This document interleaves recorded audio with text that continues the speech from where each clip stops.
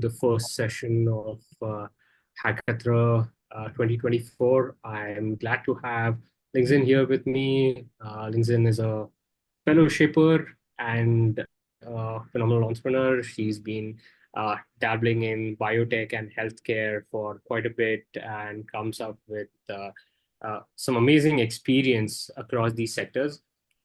She's currently also launching a venture studio that focuses on biotech, healthcare, and agricultural verticals. So we're going to have a fun discussion with her. So without much delay, I'll let Lingzhen take over and let her introduce herself in more detail. I may not have done the right justice to her, but yeah, Lingzhen, if you could share more about you. Absolutely. First of all, thank you for having me here. And I think that's a pretty good intro already. But yeah, happy to say hi to everyone. My name is Lingzhen. Right now, I'm based in Cambridge, Massachusetts. So I'm launching like a venture studio to leverage data science and AI to advance biotech and healthcare for social impact. So I'm a huge passionate dynamo to leverage tech for social impact, coming from biomedical and data science backgrounds. And right now we focus on 3 verticals: precision medicine, customized healthcare, and biodiversity and agriculture. So we do the social impact pillar from the 2 aspects. We are focusing on the underrepresented founders, and we're trying to build the ventures that's going to advance either sustainable environment or the social equity in the healthcare equity access.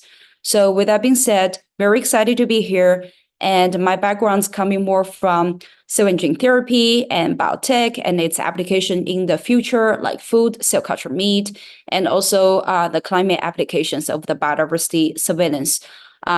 And yeah, happy to be helpful and to be a type of the resources and more focus on, product building and product market fit, fundraising, and some of, like early stage pitfalls where the founders might meet.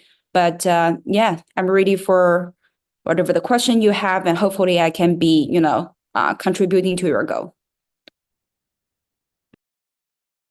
Absolutely. Thank you very much. So could you, share with us about product building journey? So primarily, given this hackathon focuses on some real life problem statements that are out there and being faced by nonprofits or social enterprises, how do you suggest that as hackers, we look at these problem statements and how do we go about solving them? Yeah, absolutely. So first of all, I think all the hackers here and all the engineers here, they all probably already identify a problem that really want to solve. So starting from there, they came together from the different backgrounds and trying to come up with a solution. So I would say understanding a problem is probably the number 1 step.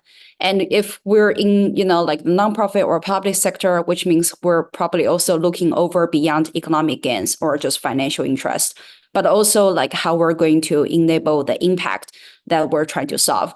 So with all these, implications and consideration, I would definitely first say understanding about the problem, which means understanding about the market. So having a thorough like market, research about who your major stakeholders are. I think all these are advantages of the founder, especially these workers on the front line in the public sector would have an advantage of. So thorough understanding about problem, and based on that, understanding the user needs, and we're building a product design consideration.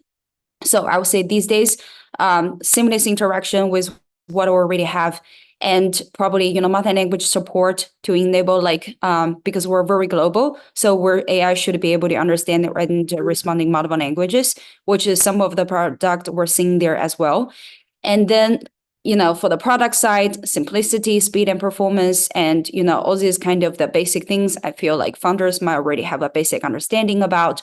But I also want to give like one more kind of like feedback or advice that we're seeing from the portfolio that we're seeing here as well, which is first of all, set up the expectation right, especially for the fundraising process. Like right now, technology is one aspect, but understanding about some of the more social factors, such as geopolitical tensions, this could be another major factor. And some founders might just overlook and ignore when we're building the AI products, especially in the public sector. So understanding about how this factor or risk or even opportunity on the other side could potentially play in our product design, in our regulatory compliances, in our, like feature iterations. That could be really, really important. And on top of that, I would say also about the fundraising, because I know many are here, to build a product and they're expecting, with the fundraising coming in, but that's really going to take a long time. And I would say right now is a Q3 and probably a lot of investors already stopped, writing the checks. Especially there's a lot of geopolitical uncertainty this year with the world elections. I think there's around, 40 world elections this year. So whatever that you're building and when you're trying to do the fundraising, just keep that in mind and try to keep at least, I would say 9 months starting from now to have that fundraising process. And on top of this point, I think that's also where we funder needs to be aware how we can actually think about early, like who is going to be our payers. Because of the challenge of the fundraising process, I would actually encourage funders to, do the bootstrap process, which I myself, with my venture studio, we're also working on this as well. Because once again, investor has a lot of considerations, but we have to, show the traction. So I would definitely like encourage funders to think about self-sustainable business model, which including the bootstrapping process.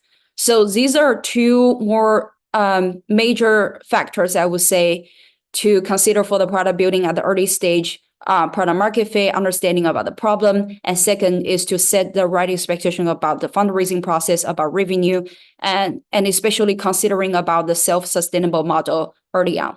That would be my response. Okay, wonderful. Thank you very much for sharing that. A follow-up to this, I think fundraising is still, quite a next step in the journey. But if we look at pure product play, what is the best way to understand the sentiment of the user that we're building for? Because generally, as hackers, as developers, we jump into code right away. Yes. But how does that translate into a solution for the end user? And is it really like, do we overcomplicate the technology or do we simplify it? How do we get that feedback? Yeah, absolutely. So I would definitely say you're right. Like we engineers, we're coders, sometimes we jump into the room, we get very, very attached to the problem and then we want to solve that. But I would say most of the time, because I look at, the portfolio of this hackathon for this time, we're coming from very different, like backgrounds. And some, like I noticed in agriculture as well, some are in the other fields. I would definitely say don't get so stick to the solution, but be open-minded. And once again, it's all about the problems. And understanding the problem is understanding about the humans behind.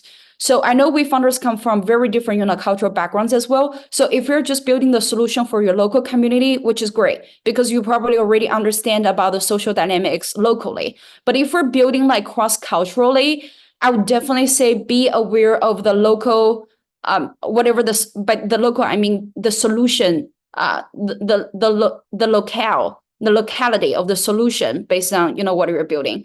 Because I know when founders are building like the product, they're also thinking about scalability.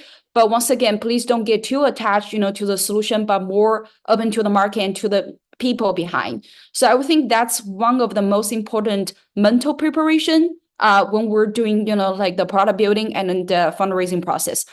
And on top of that, I would also say, know what you're marrying about.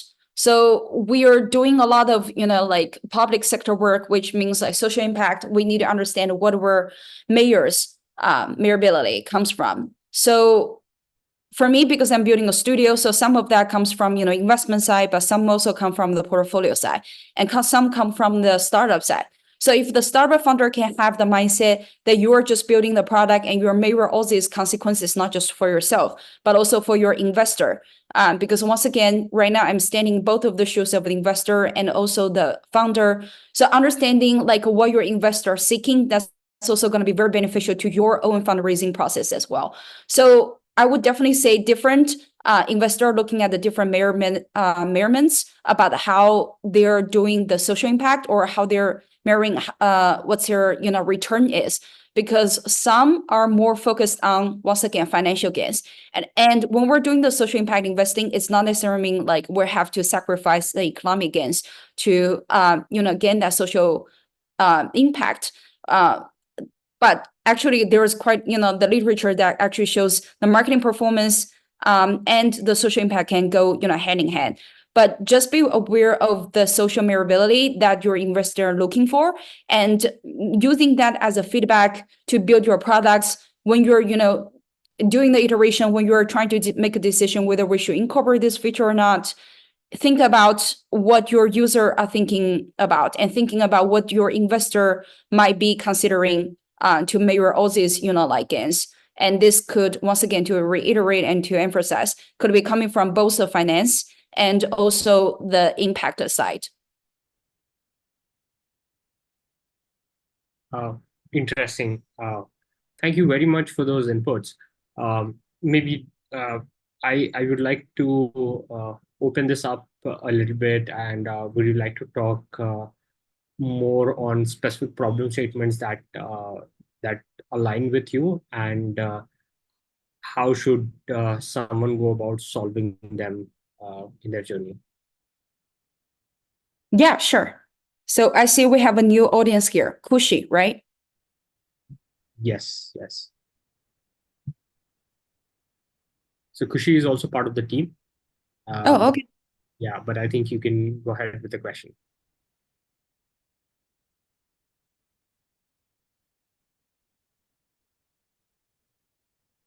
Uh, Wait, hold on. Am I expecting the question from Kushi or? no, my question was in terms of the problem statements that we have for Hackatra. Would you like to pick on one of them and guide us in terms of how do we, like, as a hacker or someone who's building on top of that solution, how should I go about it? Yeah, absolutely. So once again, correct me if I'm wrong, or there has been an updated list about the portfolio, but I do see there has been one regarding the agriculture side. I didn't see much, in the healthcare, but happy to start from that one because that one sounds very interesting. So do you have, like the deck for that one specifically, and dive into the details? Absolutely. Let me just quickly pull it up, and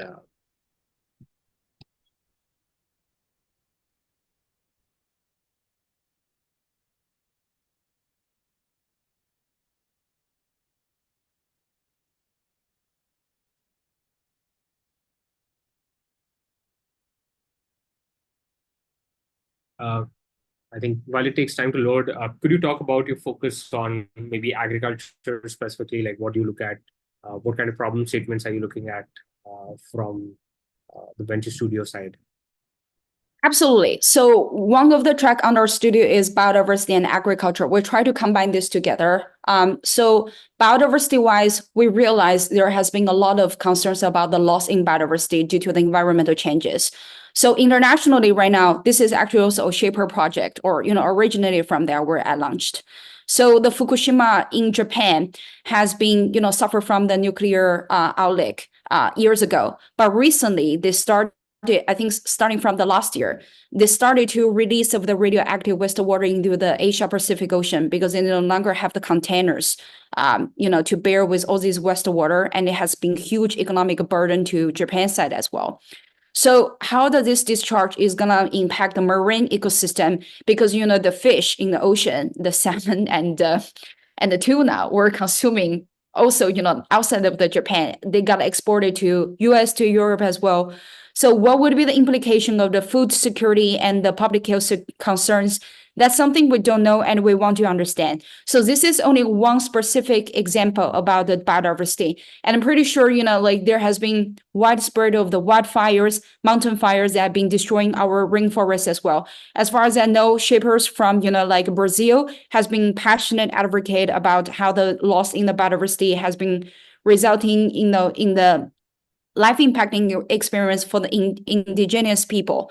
So all these are super, super interesting, topics we want to touch on. But on the agriculture side, I think our studio has been more focused on the food, like the future of the food types. For example, the cell culture meat, which is traditionally coming from the regenerative medicine or tissue engineering. But these days, because of the food security and the shortage of the food issue, how can we grow food in a more productive way and in a more healthy way? Especially, with a rising technology such as a gene CRISPR, we can modify, the gene composition of the different plants. And how can we even, produce a new types of food that might be, more superior in terms of the different, functionality compared to the traditional agriculture? And how do we deploy about the digital transformation in the traditional biomanufacturing process and all this, like chemical processing? So these are kind of the AI transformation and the application about what we're seeing here in the future, like food and agriculture technology. CRISPR-Cas to predict about the different genomic composition and how that would impact the feature of the food. How can we use a, large language model and generative AI to find the most optimal genetic composition of the food, and even introduce a new types of the texture or, like the meat that we have never even imagined before, or how we can customize based on individuals, test to, do the food options. So all these are kind of some of the application and our portfolios are looking at these days.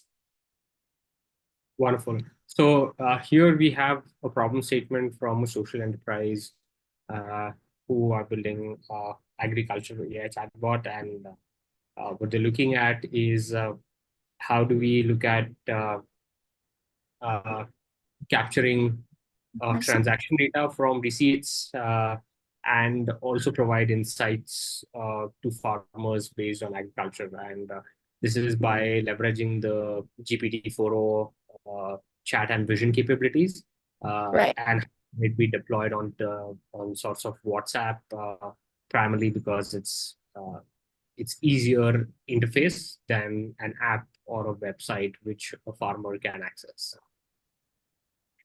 Yeah. Yeah. So do they have a specific question or like?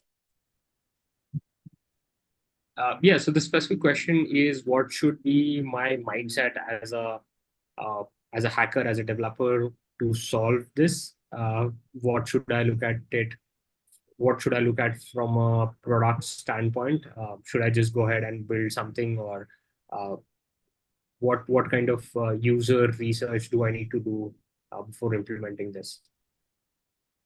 Absolutely. So, okay, I do see like the image recognition, real-time updates. So this is more kind of analyze the data from the transcription receipt. So this is gonna be from both, imaging analysis and also natural language processing to kind of categorize the structured data, right? The receipt. So several quick questions. First of all, where is this app located? Is it in Africa or is it in South Asia? And where we're seeing the receipts is that already, part of the integration from the other party. So it's gonna be like structured data, or it's gonna be handwritten receipts. That's gonna first, require some of the imaging recognition. So for the further analysis, because all this will impact how the model is gonna be, implemented, and also the accuracy, right? So that's gonna be adding the extra layer of the analysis. Do you have Absolutely. the? Yeah, we're looking at South Asia as a region, and Yeah. specifically, I think the receipts would be uh, handwritten because that's how most transactions work in this region.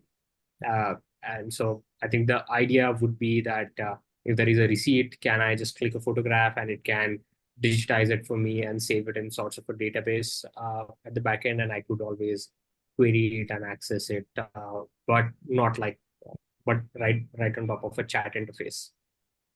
Right. I assume like if this is from like more South Asia and Africa community, then we should probably see the expectation the receipts come from more like, oh, sorry, I think I lost the screenshots.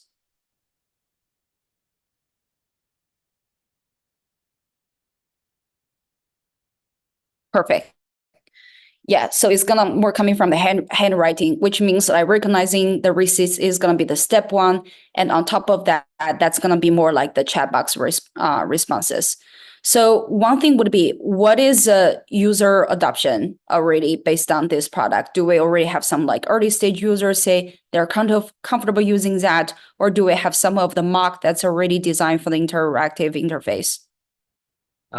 Sorry, could you repeat that question? Like the user adoption, like what is a population right now, or what is a market segmentation in the South Asia that you just mentioned? They're comfortable using the WhatsApp in basically on their daily basis. Uh, I may not have the right response to that. But if you look at just from a generic perspective, like purely from a short term, building a hacker kind of solution on top of it, what would be your thought process? Sure, I can go through the general process, but once again, because we're building the product to solve the problem, and this is a WhatsApp based product, right? So first thing I would probably understand is how comfortable these farmers are using the WhatsApp to access their information these days, because that's gonna decide like how much front end, energy you are going to invest in educate these farmers to use a WhatsApp, or to, I don't know what's your current, like daily access to information regarding these, like bookkeeping and financial management, about how kind of the automated already. So this is one of the first question I would be very curious about the founders. And provide agriculture insights and recommendations. I don't think these are issues. So these are more coming from the technical and capturing categories of transaction data. And my understanding is we're going to have the different, if we're having the receipts that based on the handwriting. So accuracy is one thing. But on top of that, how we're going to categorize these data? What will be the, like some of the important labels, and how we're going to harmonize all the data from the different formats to, become more like a unified format to do the data analysis. I assume that's going to be another issue, right? Do you have any kind of the details and insights on that part as well? No, not at this point in time. But I think this is a high level problem statement that has been shared. Um, and I think again, the core question would be that from in like if I have to just quickly build a rough Yeah. prototype, how should I go about it? Yeah. Sure. I mean, let me understand your question. So you're more focused on just building the solution, more focused on building the products. Yeah. So one is building the product, but like I want to make a quick, dirty MVP for this problem statement. Uh, and but then I also want to ensure that it is rooted uh, for the domain that it is being focused upon. So if I have to, should I go ahead and speak to a few farmers, and especially I think a couple of things that you mentioned very well uh, are that we should look at how the data is being queried, what kind of receipts are being used. So uh, the way I understand it is before building a solution, I should look at really how a farmer is doing transactions, look at some of the Exactly. receipts, how that data is put across, Yeah. and then look at how do I store that information in a queryable format so that whenever I have to retrieve it, it Yeah. becomes uh, fairly easy in terms of how uh, how a user would end up using it, right? So I think a little bit of that understanding will be relevant before building a solution like this. Exactly. I do agree, because I do understand this is more like a high level, solution providing, but I do also want to, highlight like sometimes, once again, we're not just building the solution for the solution sake itself, but we're understanding, what problem we're actually solving.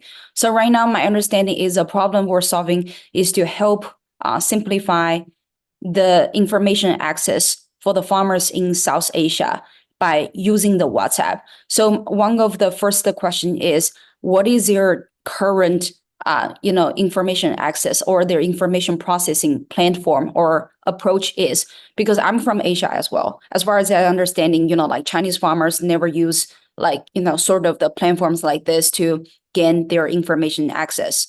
So if you're trying to, already deliver like a solution like this, like a WhatsApp or text, message based solution to the farmer, they're probably gonna have a big like problem or adoption time to understand like why we need this and how we're going to use that, right? So that's also one of my first question is, what is the current action, information access for the farmer, and how would this WhatsApp based, solution is going to be significantly beneficial to their work as well. So I feel like understanding this would be very important. And also I feel like the process of understanding this process, the founder might also have already been going through the daily process of a farmer as well. So I don't know about you guys, but whenever I build a product, I would imagine I'm the user, or I would just, go with the user for one day or two, and just watch how they do the things the way they're doing right now, and, see the problem and then understand what may be their pain points from there. So I would say not just talk to the farmer, but actually be the farmer for, 1 or 2 days and see how the current process flow has been working out. Does that make sense to start with? Absolutely, absolutely. I think that this is a larger question from the solution provider itself, and I think we can take that at a later point in time. Uh, I think we are almost close to our timeline, so would like to have some closing thoughts from you, and we could wrap up. Closing remarks. Yeah, sure. Once again, I understand like all these funders, they're doing amazing things, like very general, from the very general terms, but I would still encourage the funders to first understand the problem and the markets, really talk to the users, and or even be the users yourself. In this case, being the farmer for one day or two, and understand about the humans behind the culture and the social dynamics behind. Once again, this is even more important in the public sector, to have the people engage and build a community around that. Don't forget to mention about that part. Because when it comes to the public sector, it's always about, like advocacy and the community and the numbers that sometimes can bring the momentum to your product as well. And the better you're building community, the better at the user adoption, the trust building is, and the more traction you can show. And this is also can be used as a leverage to talk to investor. So yeah, that's more on the product itself and the solution provider side. Okay. I think thank you very much for those thoughts. I think it's always I think these are important points to understand and see that uh, how do you leverage local content, and sorry, how do you understand, apologize, how do you tap into local knowledge and leverage those understanding to build and deploy a certain solution. And I think from the founder perspective or from the hacker perspective, it is important to not just go about solving these, but actually looking at how the end user might end up using something like this, right? Uh, Exactly. Yes. yes. So thank you very much for your time, and I appreciate you sharing about your knowledge and these insights from the investor slash VC perspective uh, for our projects. Yes. Happy to be helpful. And thank you for the summary. Yes. So thank you, folks. We'll catch up for the next mentor session. This is going to be live for you to look at YouTube.